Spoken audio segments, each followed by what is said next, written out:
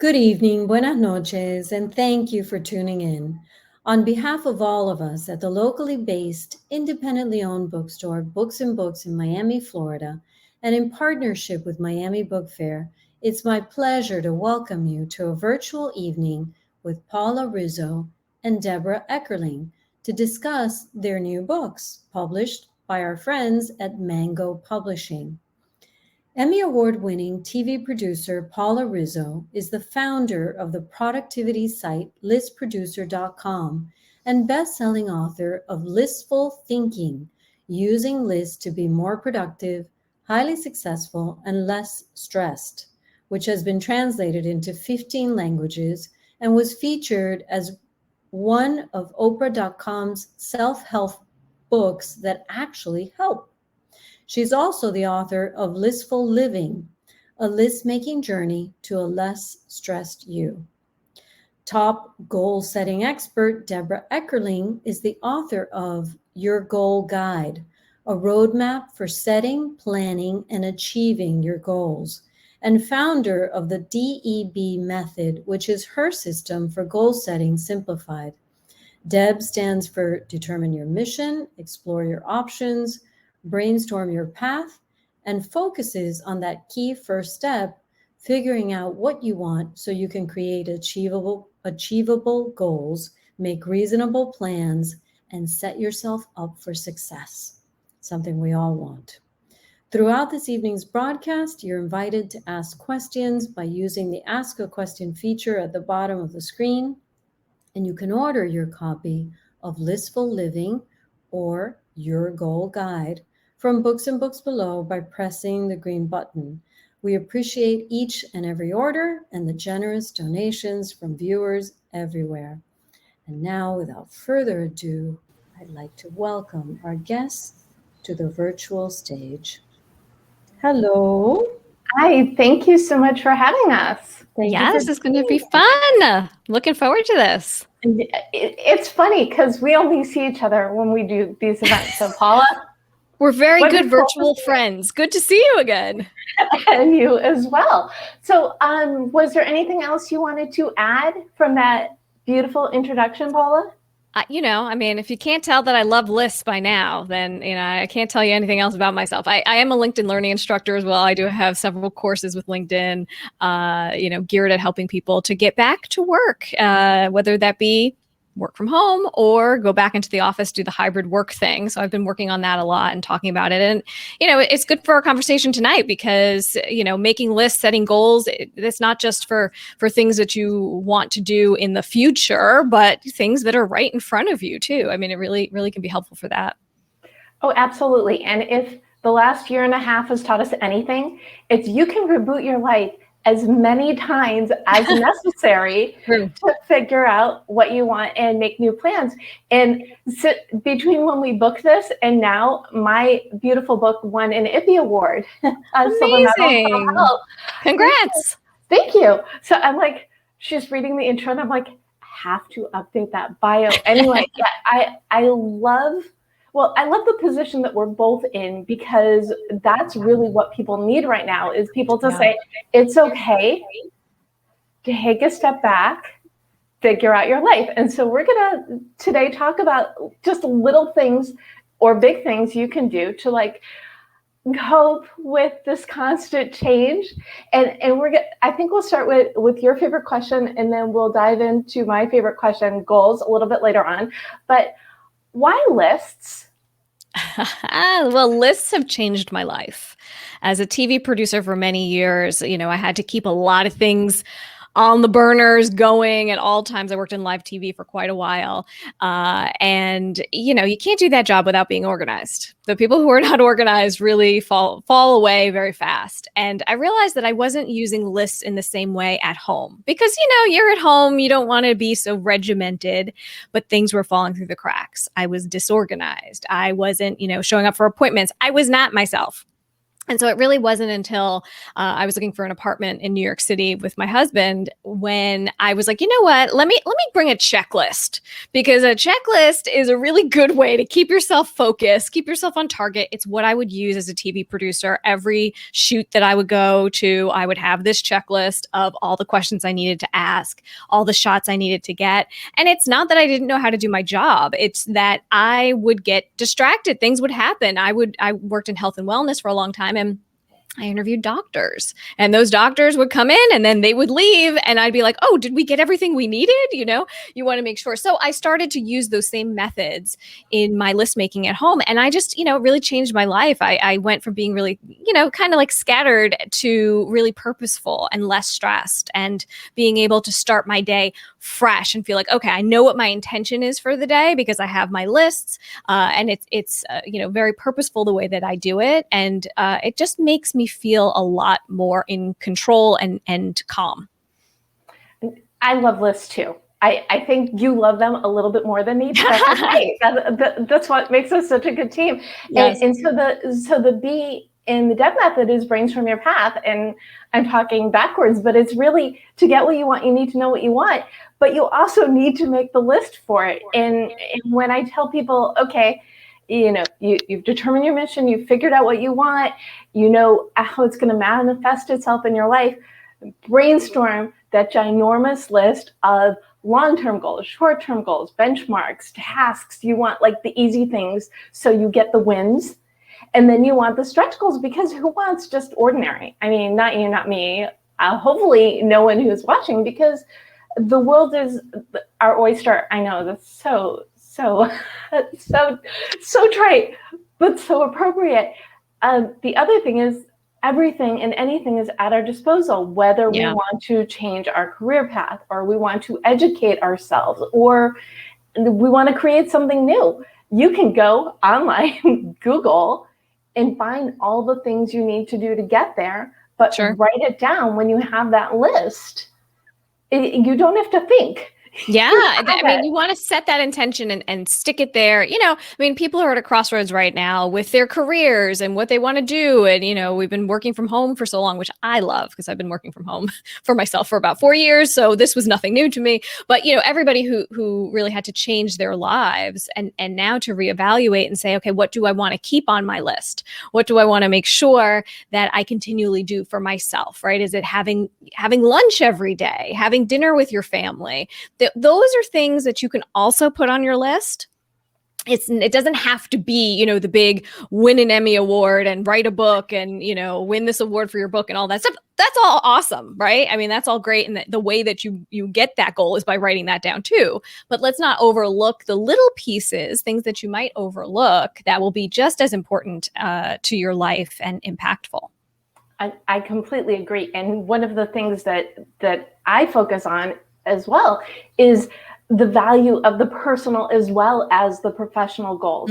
So in my book, I talk about the 4 goal paths. So become a known expert, new job or career, start or build a business. Yes, I do know these by heart. I don't know why I'm actually thinking.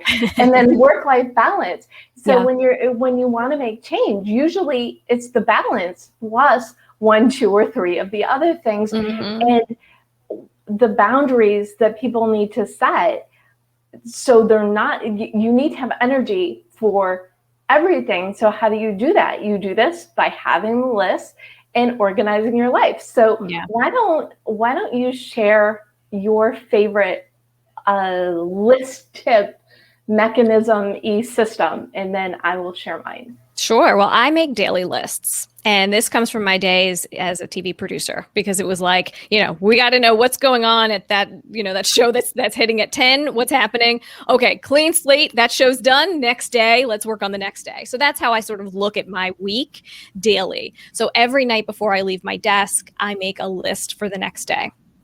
And I run through everything that I have the time and the resources to do. So this is not a list of like everything I wish I could do in the world would be great if I could do this tomorrow. No, I'm very purposeful about how I set up the list, right? So I have the time and I have the resources. So I've set aside time. So if there's a meeting that I have to do or an email that I have to write, it goes on the list, but I've also, coordinated that with my calendar to know, okay, well, I have the time to actually do it. This is not just a wish list. This is something that I can actually get done. So that task alone, just doing that the night before, for me, is one more way to sort of close the door on the day. Because as you know, you can continue to work forever. If you're working from home, you can be like, oh, just one more thing. But this is my signal to myself that we're done. This is it for the day. Make the list for tomorrow, and we will deal with this tomorrow. Turn the page. And then the next day when I sit down at my desk, I look at my to-do list and I hit the ground running. But, things will pop up. Things change. Sometimes things get added or things have to be moved around.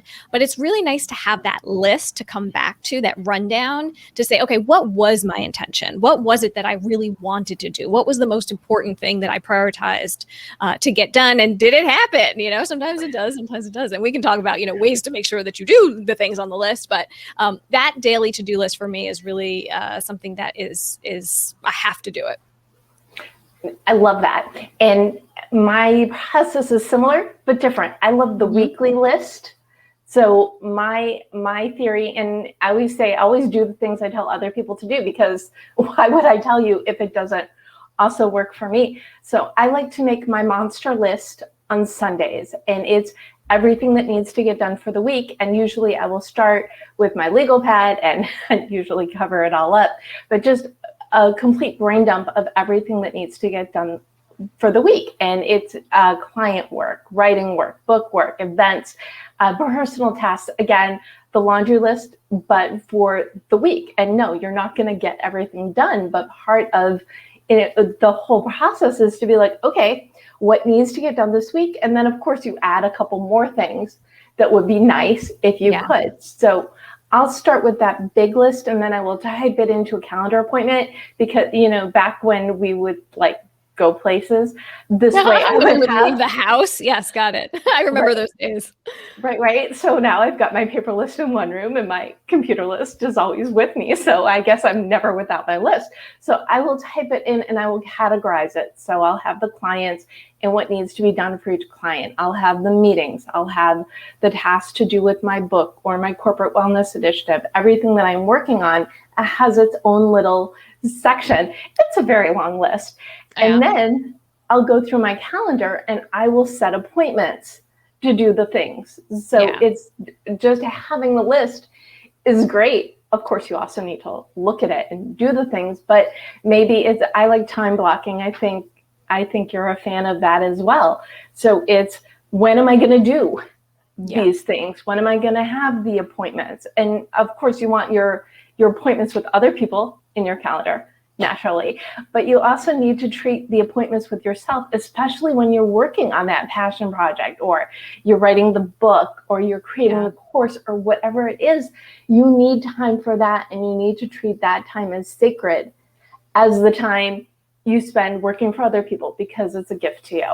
Yeah, it's true. And, that is how you get things done. For instance, when I was writing Listful Living, I would block Fridays because, I work with clients as well. I'm a media trainer, and I help people who want to be better on camera and work, in the media, but also now, everything is on camera now. So that was good for my business. Everything is virtual. Everybody wants to do better videos. So I work with clients throughout the week on that. And I was like, how am I going to write this book? I really want to do it, but I need to set aside the time. And it's just, I'm not a morning person. So it's not like I'm going to wake up at 6 a.m. and start typing pages and doing things. So I thought, what is my productivity style? What is it that, when am I most fired up to write? And for me, it's the afternoon. It just always has been. So around 2-3 o'clock, that's when I start to get into my groove.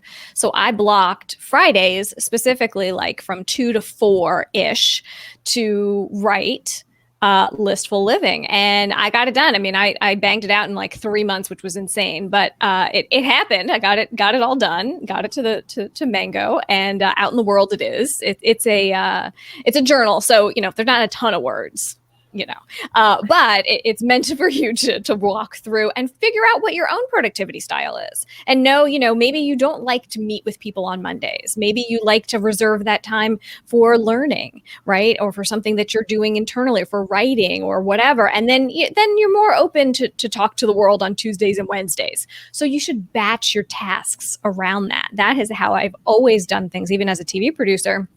I would do certain, shoots on certain days. And I do that now as I work for myself. It's like, hey, these are the types of meetings that I do on these days. It doesn't always work out like that, but I like to know what's coming up. But also it helps you when you have those boundaries and you have those rules, because then you don't try to stick too much stuff in there. Right? It's like you look at it and you say, oh, you know what? I already have a meeting like that on Tuesday.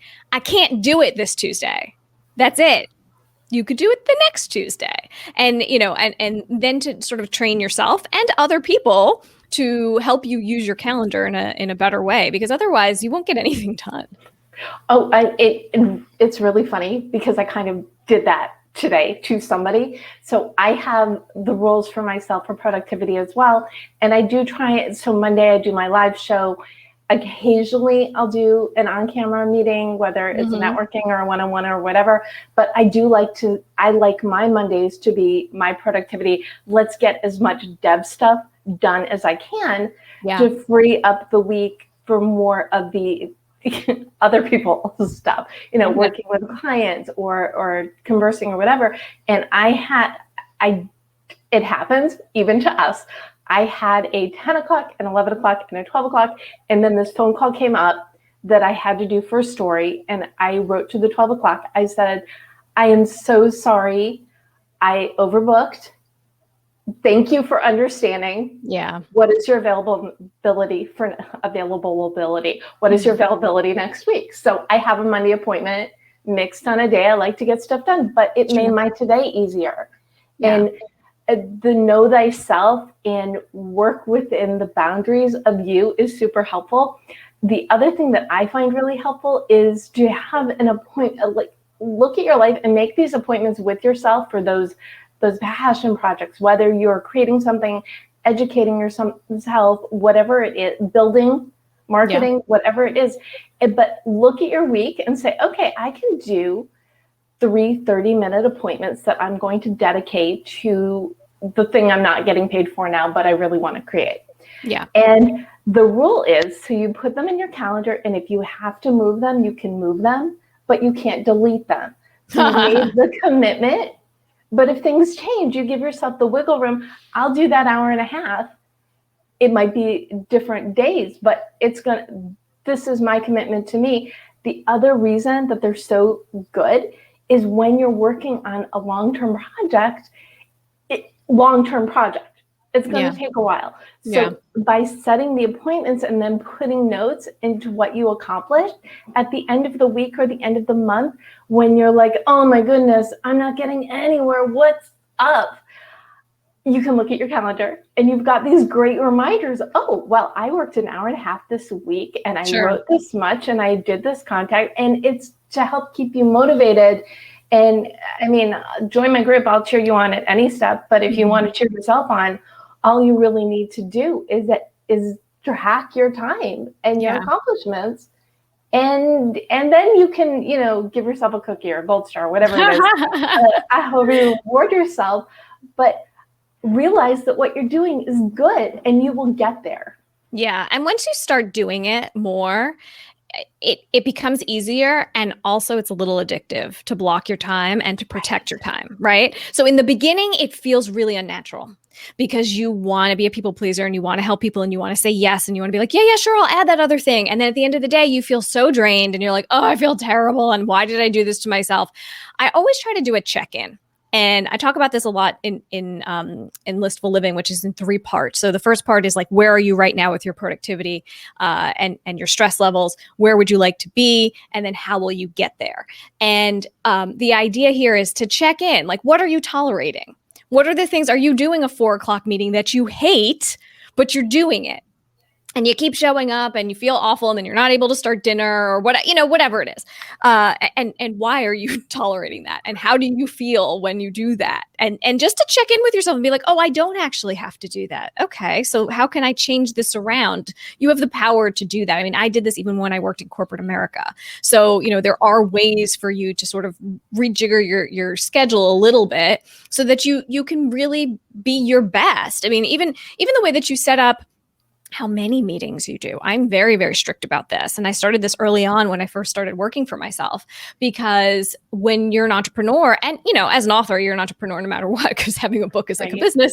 But, I was like, okay, starting my own business, I'm going to talk to as many people as I possibly can. Let's fill the calendar, and talk to people.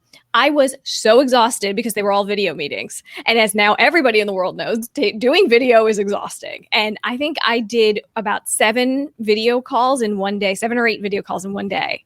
I don't know. I didn't know what I was saying. I didn't know if I had talked to that person already. Like and I was like, I need some boundaries. So I've started to pull back, right very early on. And so I only do now I really only do 2 video calls a day if I can, but 2 or 3. 3 is my max per day. And I have very specific times that I do calls, because otherwise I'm skipping lunch. I'm, cranky. I don't like to start things too early in the morning. So you have to know yourself and know, in the same way that you like to take care of your things at the first, Monday of the week, so that you feel like, okay, I did my stuff. Now let me work on everybody else's. That's how I am with my day. So, I'll wake up and I don't take meetings right away. I read the newspaper, I drink tea, I do yoga, I meditate, I do all those things that I want to do for myself and start my day really nice. And then I do my first call at 11:30 a.m. And that's how I do it. I make sure I have a lunch break. I make sure that I have some time in between meetings. I never book back-to-back meetings, because that makes me too anxious. Because then I'm like, hey, I got to get off this call and I got to do one thing, and I'm writing a to-do list from this meeting of things I have to do after this call, but I'm going to go talk to somebody else and completely forget all about it when I get on the call with them. So I don't like to do that to myself. So I give myself a little bit of space in there, but it takes time and it doesn't always work out. Yeah, and I call it setting rules for yourself.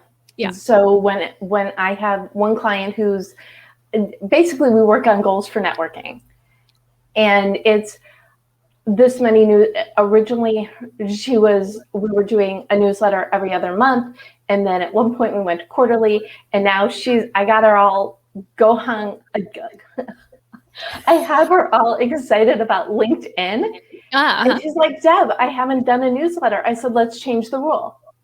If you are going on LinkedIn and doing your networking on LinkedIn this many times a week, then it's okay if you do fewer newsletters. The entire purpose is to be out there. So in networking goals and timing, let's talk about that for a second. Look at your life. Look at what you can handle. I love how you manage your time in your life. It used to be, back when we left the house to go to events, I'd say 1 event a week is good. That is a really good goal. And it can be lunch and learn. It can be a mixer. It can be a lunch or dinner or whatever. And now that we're in this virtual land, if you're not doing, maybe 3 a week, that's a mixture of meeting new people, follow-up, discovery calls, mixers, educating yourself. There's too many. Yes. That's okay. Yeah. Figure out which ones you like. I'm an extrovert. I like them all. But make rules that will work for you. I need to do an hour of this a week, and when I do that, then I can do this. Or if I want to overdo on this, when I achieve these goals, then I can do that. So it goes back to knowing yourself, what works for you, and look at what makes sense to you. How much do you need to interact? Do you need to block whole days? Whatever I guess this is the lesson. You make the list, you make the rules. You do. You really, you have to know yourself. But also, look, we push ourselves a lot. And I know this from personal experience. And if you push yourself too much, you miss signs that you should slow down. And I specifically missed a really big one when my appendix burst. So my appendix told me, was like, hey, all right, don't you feel the pain going on down here? What's going on? And I was like, oh, it's probably food poisoning. Oh, I don't have time to go to the ER. That's inconvenient. That seems like a lot, This was about a year after my first book, Listful Thinking, came out. And I was going to every networking event, every speaking engagement. And this was, I was in New York City. I was working full-time as a TV producer during the day. And then I was out there pumping my book at night, right? Anybody who wanted me to talk about it, I was there and I did it. And I just didn't pay any attention to how I was actually feeling. And when my appendix burst, which does not happen to people because people go to the hospital before that happens, I ended up being in the hospital for 8 days. I had to be out of work for 6 weeks. It took me over a year to recover. And, all of those things on my to-do list had to come off my to-do list. I could not physically do it. I had to heal. That was the one thing that was my one priority, was to heal. So that was my new lens of, this is anything that comes my way. Do I want it on my to-do list? Does it interfere with how I feel, right? That's a really, terrible example. I don't want that to happen to anybody, but it's a good way of really prioritizing. I mean, there's no other way to do it. And I was much more intentional about what I allowed back onto my to-do list after that happened. And not everybody's appendix will burst, but look, we might go through a global pandemic together. That might happen, right? And so we have had something really shake up our lives to be able to say, okay, what was I tolerating before? What were those things that I was doing? Was I going to too many, networking events and I wasn't paying any attention to my family? Was I doing this? Was I doing that? After that happened, I had to pull back and say, if there's 2 night things on my list, for that week, there cannot be anything else. And that's, going to dinner with a friend or a networking thing. I had to put parameters around that too, because otherwise you just fill your days and it'll just, it just creeps up and you end up, bubbling over and then your appendix bursts. That's what happens. Just kidding. I know someone who was doing too much. She tripped over her dog and broke a toe. Oh, the worst. Well, no, I think your story is the worst, but it happens to people in different levels of experience. But this is why it's so important to take your lunch breaks, take your dinner breaks, to take time off on the weekends. The work will be there. Yes. Yes. And that's a really important reminder. Yesterday, I told someone she wanted me to speak for her in September. And I said, I would love to speak for you, but that's not going to work for me because I am focusing on my corporate wellness initiative. I already have X number of goal setting simplified. I can't put anything else in there. And she said, are you sure? And usually when you tell somebody, no, thank you, or later, they'll say, oh, that's fine. Yes, we'll stay in touch. Are you sure? Yes. So if you're testing you, that was a test. It was just so I'd have another personal story for our conversation today. It worked out perfectly, actually. But it is very difficult to say no to people. I mean, it does get easier as you do it, as you start to protect your time, as you see, hey, if I'm not doing that, then what am I doing, right? So I found that to be really helpful, even with, personal things. Someone had invited me to their wedding. It was a, coworker years and years ago. And I was like, it's all nice. Everybody's going, but I really don't want to go. Like, if I'm being honest, that gut hit of like, are you excited about it or not? I was not. And so I right away said no. I think that's the key. When you have that feeling of this is not going to work, jump on it right away before you change your mind and talk yourself into it, or, find a way around it, or let me be a people pleaser in a way. Be very decisive and very fast. It's nice for you, but it's also nice for the person that's inviting you. And even if it is a speaking engagement, whatever, let them invite someone else then, let them move on with their life. So that wedding example, I didn't go to the wedding, but what I ended up doing was I went to a Broadway show with my mother that weekend. And it was like, that's what it's well spent time, what I really needed to do for that weekend. It was a much better use of my time. So thinking through it that way too, what could you be doing? What is this taking you away from if you do say yes to it? Can be helpful to frame it if you're having some problems saying no. Yes. When you say yes to something you don't want to do, what you're doing is you're saying no to yourself. And we don't want that. And I have, and anybody who's watching, please connect with me on LinkedIn, because I've got this great article on saying no. I like to, you have your courses, I have my articles. Yeah. I just love, people need to know this. I'm going to write about it. Just in a lot of what I talk about is the self-care, because such a huge part of setting goals and setting yourself up for success is choosing yourself. And I want to make sure we get to this question, which is, how the heck are we supposed to plan anything? How are we supposed to set goals when everything changes? It feels like every other day, every other week, every other month. Mm-hmm. It's so hard, right? Because you're like, oh, I thought this was going to be a thing, but now we can't actually go do that anymore. So there's that. It's interesting. My mother gave me some great advice on this, I have to say, because, as a planner, as somebody who needs to know, 2, 3, 4, 5 months down the line, I'm like already planning things. You have to have your goals, right? And you have to have the things that you're reaching and you're striving for, but you have to look at what's right in front of you.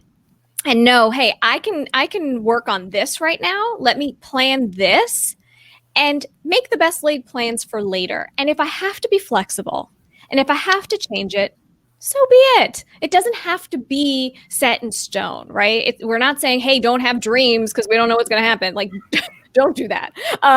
We want to make sure that you really are coming up with good stuff that you want to do in the next, 6 months to a year, all of that. But, sometimes the details of it right now don't matter. They will reveal themselves, right? You will get to it. So giving yourself sort of that permission to not be so buttoned up. And this I have to remind myself of all the time, right? Like, you teach what you most need to learn. So to not have every detail done and ready to go, and that's okay. And be kind to yourself if some of these things don't work out right away. I just recently did a newsletter to my email list about birthdays, because we are Leo too. We have a birthday month. This is a Leo birthday month for the both of us. Of course. So I celebrated my birthday, and I like to have a goal around my birthday, because I find that it's a good time to have, like, hey, there's a deadline.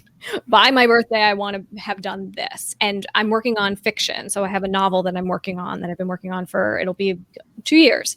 And I thought, by my birthday, I want to have read through the first draft and at least feel like I kind of know what's going on with the story. And I feel like I'm there. I feel like I did do that. But we have to remind ourselves, like, even if you fall short, it's okay. You can't beat yourself up. You're doing a million other things as well. So it's being kind to yourself with the goal setting, and also knowing that things will change, and that's okay.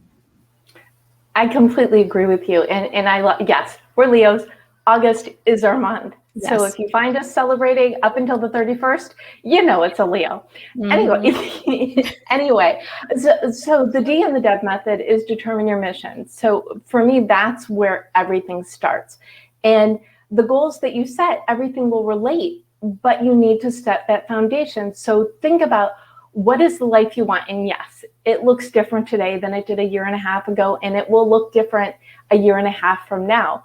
But if your goal is to be a best-selling author, or to write the great American novel, or to create this course that everybody needs, or to launch a product into the world, start with, okay, this is my ideal life. And then think about, what is your current bio? Where are you now?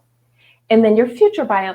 And yes, it's hard to plan, but think maybe the end of the year, what you want your bio to say, or the end of next year, or by your next birthday. So think about where you are, where you're going, and then think about the mission behind it. Because, you sing the praises of lists. You help people through lists.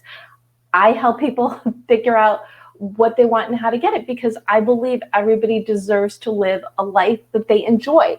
Do the things you love in some, if not all, of your life. So that is my mission, is to help as many people as possible figure that out. And then from the mission, you have the motto. So mine is goal setting simplified. So when you have your mission and your motto, that is the lens you can look as you're setting your goals, no matter how short or long term they are. Anything that you do, if you've got this mission attached, as long as you stick to your compass, you may create different things, But the idea of what you want to be and how you are presenting yourself to the world, what you are offering to the world, that's not going to change. Unless you want it to. I love that. I love that.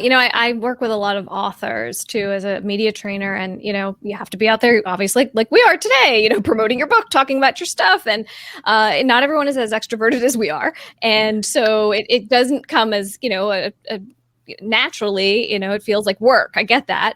But the thing that I always do come back to is say, you're being of service. You wrote your book to be of service. You created this event, this whatever it is that you're working on. If you're at work, you're doing it to be of service to someone. Think about that person. Put that person out there when you feel unmotivated and you feel like, oh, I don't know if I want to do this, or, whatever it is. It's like, who are you here to serve? What is behind all of this?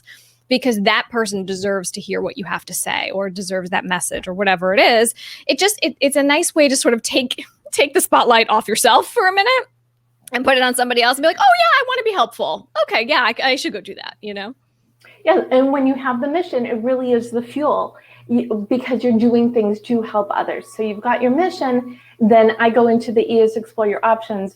That's the different ways it presents yourself. Maybe you want it to be this big keynote speaker speaking to these huge arenas. Not going to happen anytime soon, but you could speak to sold out Zoom crowds. Yeah, it's actually even more fun. You could be wearing your PJ bottoms and people won't know, They'll never know.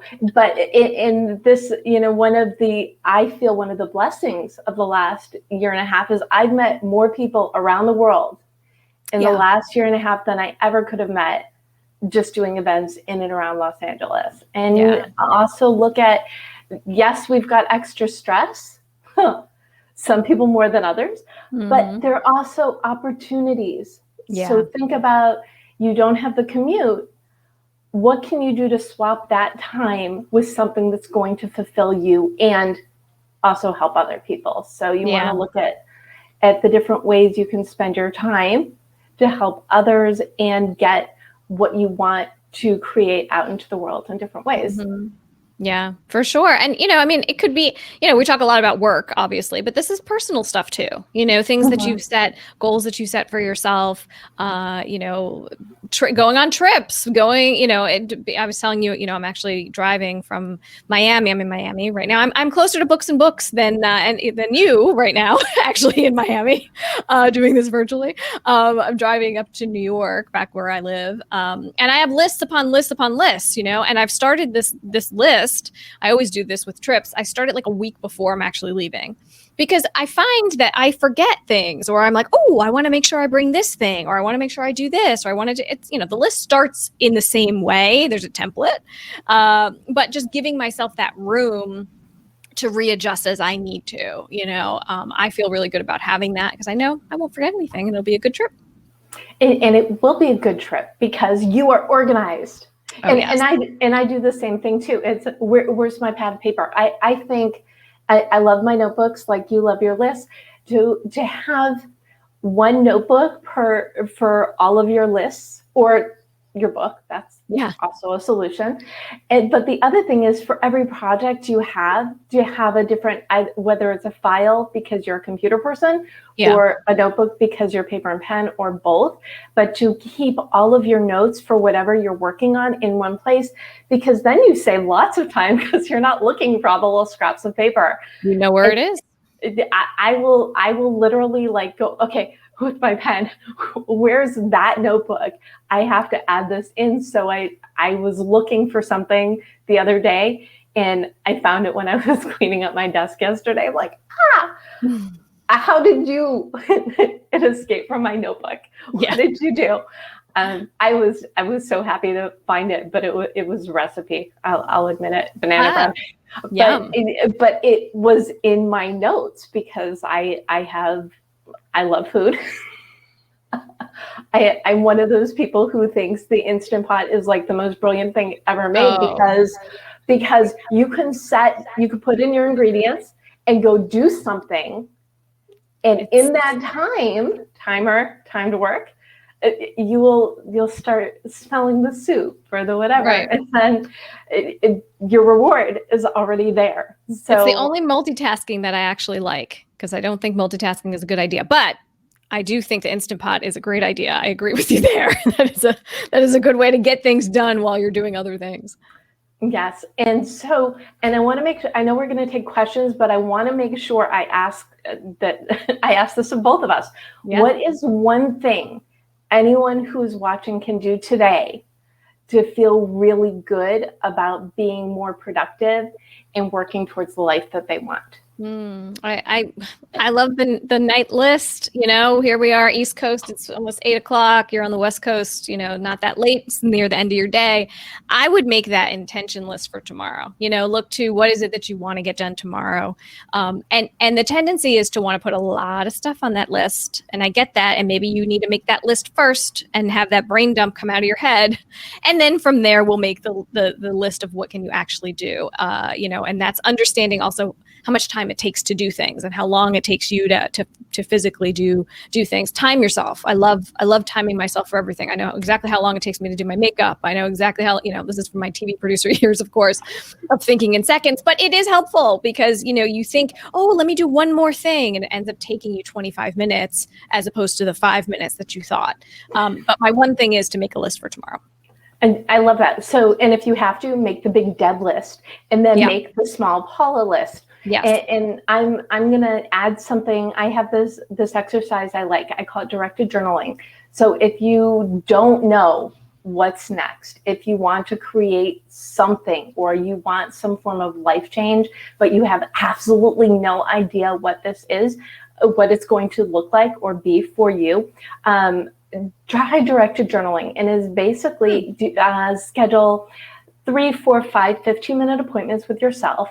And all you're doing is writing the answer to one or a series of questions on a theme. So what do I want? What does that look like for me? What do I enjoy? And just go on and on and on. And the trick is to do this 3, 4, 5 times, but don't look at any of your notes until you've completed the exercise, because then, okay, everything's out of my head.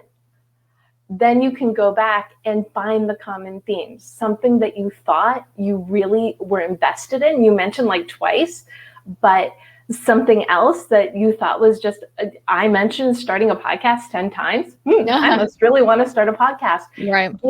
Give the attention to the things that you write a lot about, because it keeps coming up for a reason. Yeah, I like that. Giving yourself the space to think it. I mean, I think that's what happens a lot of times. We stifle ideas because we can't figure out how to do it, right? You think, oh, well, but I want to write that book or I want to do that thing, but, I don't know how that would happen. So I'm just going to that doesn't go on the list. That's not on the goal list. That's, that's something I can't do. But this way, it's sort of like an unfiltered way of putting your thoughts out there. Well, exactly, because we try so hard to figure out things in our head. And granted, I've talked enough that every now and then I do have someone say, but Deb, I can figure things out in my head. And I say, good for you. Yeah. You're not like most people. Right. We need to be able to see it so we can plan, so we can organize. And it goes back to the list thing. If you write something down, you're going to remember it. If you're trying to remember it. Yeah. And you know what? I think too, if you're using, a lot of times people think, oh, lists are cheating, right? Because I should be able to remember these things. Who cares? If that's the worst thing that you do is to write down a list so that you don't forget it, and you can use your brain power for something else, something much more important than memorizing things, then you should do it. That is why I'm such a big list, cheerleader. Oh, and I am as well. It's sort of like in the middle of the night, you're like, I need to buy milk. I need to buy milk. And then you can't go back to sleep because you're thinking it. And instead you can say, hey, Alexa, or hey, Siri, remind me to buy milk at 9 a.m. tomorrow. Right. Now that's cheating. Your way of list isn't cheating. You're using someone else to help you, a virtual someone. So I've been looking a list of everything that you guys are saying. I love it. And it's growing. So what a great advice. So we do have some questions from the audience. Cool. Okay, let's start. So, hi, Deb. How do you align personal goals versus team goals? Ooh, that's a really good question. And I've got a very good answer. Have conversations. So my recommendation would be for everybody to do the goals exercise themselves and then meet in a group. So if you're in a team, you're working for a company, obviously you've got the company's mission and vision, which is great because everything really should align to that. But if you all do your work independently, it's almost like the directed journaling, right? You're all looking at the different things that you want, the way that you see things panning out, and then you can be stronger together to see where you've got the parallels. It'll be much easier to work together and create goals and accomplish them for the task at hand. Okay, here's one for Paula. When you make a list, how many items would you think is a good amount for a beginner like myself? I wish I had a rule. I wish I was like, it has to be 4, but that is not the case. It is individual, right? So it is, there's no like, use this pen and you'll be better at list making. People often ask me, what pen do you use? What paper do you use? And I always say, it doesn't matter. It really doesn't. You could get the prettiest notebook and not write in it. And I know this because I have done that many, many times. But the idea here is that I talk about this in my first book, Listful Thinking, but I interviewed a woman named Heidi Hanna, who is a stress expert. And the way that she makes her list is very interesting. She makes a just enough list when she's feeling very, very overwhelmed. And she's like, there's too many things. I'm not sure what I should do. She sits down and she makes a just enough list, which is what I would suggest that you do. And think through, what is just enough? What if I just did these 3 or 4 or 5 things, whatever, would be just enough that my clients would be happy, I would be happy, my family would be happy, the goals would be met, I would get paid today, whatever it is. What's just enough? And by doing that, you're really able to clarify and crystallize what it is that needs to happen versus like, oh, I'll just do that one because it's really easy and it'll make me feel like I did something, which is good too. But in the beginning, I would say make the just enough list, because that way you can have other things on the side that if you finish that list, you might want to get to some of these other things, but have the just enough list there so that that's your goal. And you're like, okay, this is my priority. I know these are the non-negotiable ones. And then anything else that comes along or that I can, fit in otherwise is just, the cherry on top. Great. Here's one for Deb. What can someone do when they feel stuck? How does your methodology help work around whatever the blockage is? I love this question. Here's this. It's really easy. If you're stuck on one thing, work on something else.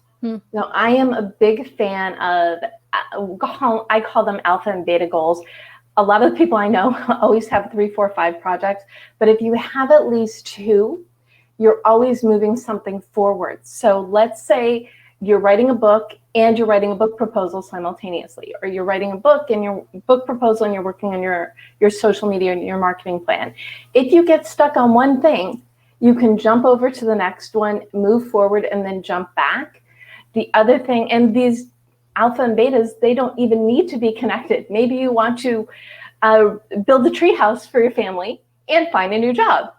And one is, and it's a really good example because it's the personal and the professional. If you find you're getting stressed out because you're not getting in front of the right people, or you sent out 10 queries and you're just frustrated, you're stuck, take a break, do something else. And then going back to the importance of self-care, take care of yourself, make sure you're as recharged as possible, because sometimes you just need to take a break and then you can get back to it. Love that. Thank you. So here's one for both of you. What about follow-up and scratching things off your list? Oh, the best feeling in the world, scratching something off your list, right? Like, are you a how do you do it? Do you do a check mark? Do you blot it out? How do you do it, Deb? Oh, for my paper list, I do the check marks. Check marks. That's very, very organized. I like that. Well, I do the check marks in the paper, and then for the electronic, I write done in all caps next to it, because then I can copy and paste it in the following week. and delete Dramatic. the dones. I know. I like that. I like that. That is a very bold statement. It's like, look at all that I have done. This is it. Well, I like that. Exactly, because that's where the frustration comes in. I mean, everybody thought we'd be out of this pandemic by now. Mm-hmm. Guess what? And we were talking about this before we went live. Like a month ago, it looked like everything was going to be open, and it's like, okay, hurry back in, shut the doors. Yeah. Plans change, but if you keep track of what you're doing and you celebrate the accomplishments, it'll feel a lot better when things are taking longer. Yeah, it's true. I like to scratch off. I make a big dramatic show of it, just to scratch it off, get it off the list. I'm also I like to do my paper and pen. And then if I am using a digital list, which I will use Asana with my team, there's a little check mark there and then it sort of disappears, which is nice. You can always get it back. But I feel like the follow up, this is a problem sometimes for people. As far as, in my mind, the way I think of it is the things that keep popping up on the list, like it keeps like, oh, I need to follow up. I need to do that again. You may have put too big of a thing on that list. So you may have put something like write book, where instead maybe you should have written, write chapter 1 or outline chapter 1, so that we don't keep seeing the same things come up on the list again and again and again, because otherwise you won't get to it. So it needs to be sort of like shorter goals. And then also, my diagnosis for things that keep coming up again and again would also be reevaluate it. Like, do you even care about that anymore? Do you even want to do that? To your point, the world has changed so much. Do you care if you learn how to speak Italian or not? Is that something that, old you was really interested in, but new you could care less about? That's okay. Take it off the list permanently and give yourself permission to never follow up on that ever again. I'm so glad you said that, because I was going to. If something keeps showing up, it needs to either not be done or not be done by you. So one more, any advice for making appointments with yourself? I'll start this one. Sure. Make an appointment to make appointments with yourself. So I lead my Sunday night a Twitter chat, Gold Chat. And I start by saying, what was your biggest win last week? What are your goals for the week? So I know I have to do my goals for the week before my 7 p.m. Pacific time Twitter chat, because I have to answer the questions too. So set the appointment to make the big list, and also during that time, set the appointments for the week. And it can be 15 minutes, it could be a half an hour. Maybe it'll give yourself a half an hour, and then when you finish in 15 minutes, you've got like 15 minutes. Ooh, what can I binge on TV? But set enough time so you don't feel like you're stressed out because it doesn't get done, but really set the appointment for the appointments. And also, when you do all the things, celebrate all of your wins, because obviously achieving your goals, crossing things off, what a winning feeling, right? But give yourself treats. Oh, yes. That's a good one. I like that. I like a good gift. And it doesn't have to be, a diamond ring. I mean, that's nice. But it could be watching a half hour of a show that you love, reading a chapter of a book, calling a friend. Like, give yourself those little boosts, of energy that you might need throughout the day. One of the things that I like to do too is to have an idea of, what if something gets canceled? If somebody cancels an appointment with you, what will you do with that time? And that could be a way of building in some appointments with yourself that are sporadic, right? So if you have your list of things that you do want to do for yourself, write a book, whatever, any fun project that you're working on, you could sneak those in those little time, gaps where somebody canceled on you, and your tendency would be to go do something for someone else or go continue to do work. It's like, hey, pause for a second and use that as a really great opportunity to move the needle on the thing that you're really excited about. Because it is difficult, especially in the beginning, to keep those appointments with yourself, because you do need to train yourself. And you're going to say, oh, well, whatever, it's fine. I can move this. You really have to be pretty rigid with yourself. Otherwise, you'll keep moving yourself around the calendar and you'll never actually get those things done. So really, really saying, okay, I'm going to put this on the calendar for every Tuesday at 3 p.m. I have to be there. This is something that I have to do. So, even if it is maybe you have to move physically from the location that you're at to have that have that meeting with yourself, so that you don't sit at your desk and continue to write emails or continue, you need sort of like a break in the action so that you can make sure that you do that thing. So that, I would say, is a good way to do it. But I do also like kind of doing them all at once, as you're saying too, Deb, but to look and say, okay, I'm going to block this time. My team is constantly like, what is this day blocked for? And I'm always like, oh, I don't know what I did that for. I get really excited about it and I just block whole days. And they're like, could we do something here? I was like, yeah, I think I forgot what I was going to do with that day. So don't do that. Make sure you make the note of what it is that you want to get done that day. Can I just add one more little point to that? And first of all, I love the idea of using when someone cancels on you for yourself, because then you're going to start wanting people to cancel on you, because it's kind of bad. Yeah. The other thing I wanted to add is, everybody's like, don't break the chain, work every day on your goals, blah, blah, blah, blah. I do not subscribe to that. If you are busy, like most of us, I'm all about setting yourself up for success. And that is the opposite of setting yourself up for success. If you miss a day, skip a day. It's okay. That's why look at your calendar, give yourself the time and keep those appointments. If you could do more, great, but only schedule what you know that you can do, because then you'll feel really good and you'll be able to do more. Yeah. And be kind to yourself. Those are the hardest appointments to keep. Totally. Ones with yourself, I think. I find that. And there's always an interruption. There's always an obstacle. There's always like something that needs to get done. And then, you come, it's kind of like, okay, well, I don't have to honor myself. I can go ahead and do that thing. So that's great advice. Thank you.